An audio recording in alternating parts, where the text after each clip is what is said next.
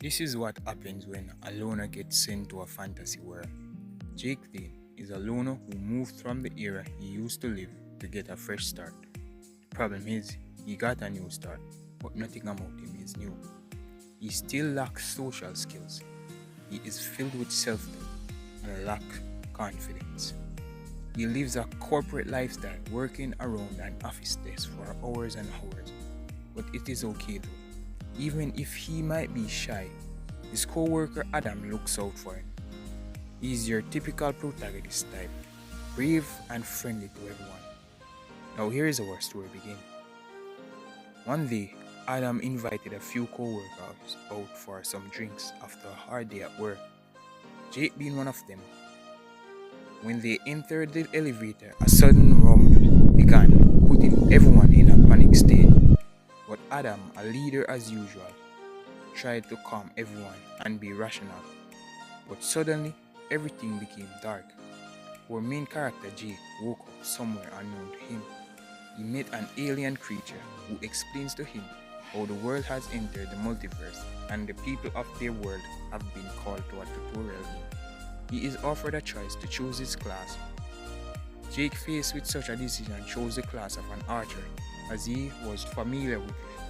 It was one of the only sports he participated in as a child.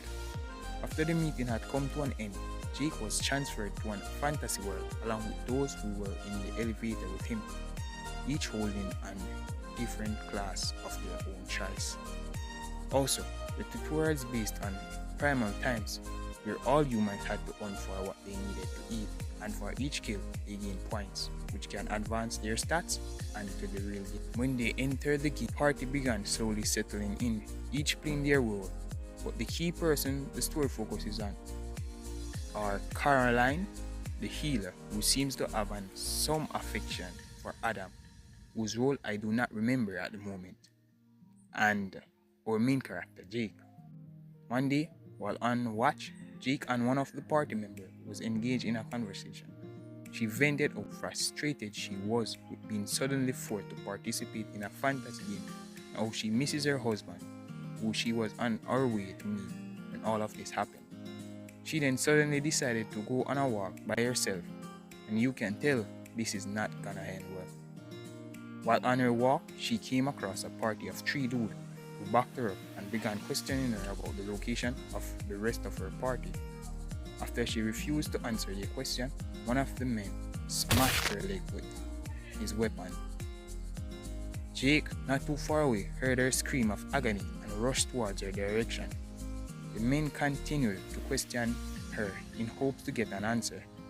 These guys are absolutely psychos. But suddenly, out of nowhere, arrows began flying, hitting one of the men through the throat.